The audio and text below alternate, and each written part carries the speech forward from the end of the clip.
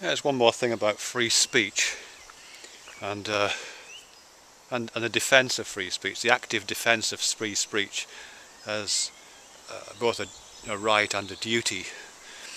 And I'm thinking this in terms of analogies, and an analogy with copyright law actually, and particularly the differences in copyright law, as I understand them, as they exist in the United States and in the United Kingdom, because they are different. And I think that difference, for me at least, brings out through analogy, a difference in responses to the concept of free speech. As I understand it, in the States, copyright law requires that the owner of intellectual property defend that ownership.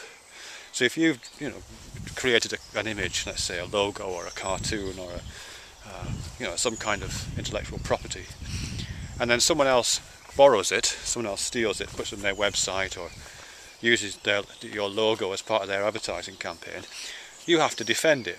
You have to write to them, you have to get a lawyer to send a letter asking them to cease and desist. You have to do all that kind of stuff. If you don't do that stuff, if you just let them do it for a bit, and there's probably a statute of limitations on this, if you just let them get away with it for a while, then you effectively lose ownership of that intellectual property. Someone told me this is what happened to Santa Claus. I'm not sure if this is true or not.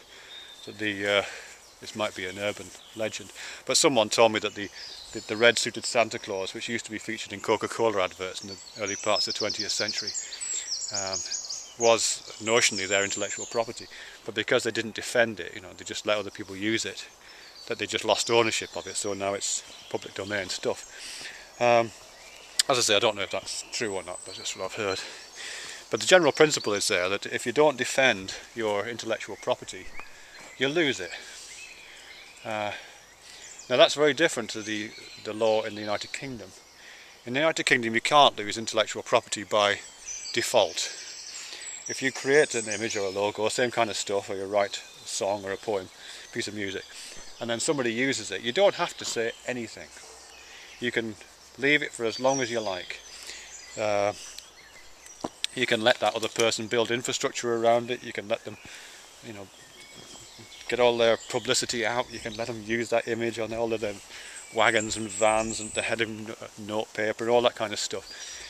And then sometime later, months or years later, you can pull your intellectual property notice, your ownership, copyright notice, out of your back pocket and say, excuse me, this belongs to me. And the fact that you haven't defended it, you've done nothing to defend it for all those months and years, doesn't matter, it doesn't make a slightest bit of difference.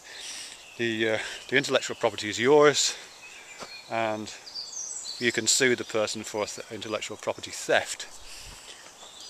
Now that difference, I think, is really, I see it at least, that kind of a difference of approach within the concept of free speech. There does seem to be, and I'm not saying this breaks down in the same lines across those two nations, or across any nations really, but I do see those different attitudes to free speech. Some people, I think, see free speech in the same way that the United States views copyright, that it's something that has to be defended. It's a use it or lose it concept. If you don't constantly maintain vigilance at the borders of your free speech zone, then the marauders will overrun it and you'll lose your free speech. It's that kind of an approach.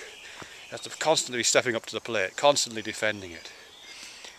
Because if you don't, as I say, you'll lose it. The other approach, which I think mirrors more the UK copyright law, is that's not the case. Free speech is always yours, unless it finds its way into legislation, of course, and that's very different.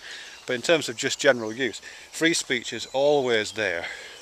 You always have the right to protest, you always have the right to make the image, you always have the right to make a counterclaim against someone's infringement of your free speech. Those rights are always there, and you don't have to constantly defend them. Yeah, I don't know if that stands up, but I certainly feel that in relation to, again, this Mohammed cartoon stuff, but also various rights to protest. The attitude of some folk, and they might well be right, is that if you don't immediately respond to any infringement either by drawing a cartoon or by not protesting the not drawing of a cartoon, if you know what I mean. If you don't immediately respond, then you're doing the wrong thing, because you're jeopardising the future of free speech. But many others, and I probably put myself in this camp, being having English copyright brain, are kind of a bit more, possibly complacent, I have to say, but certainly more relaxed about that, and accept that free speech is something you've always got in your back pocket. And as long as the legislation isn't changing, you don't have to fight every single battle.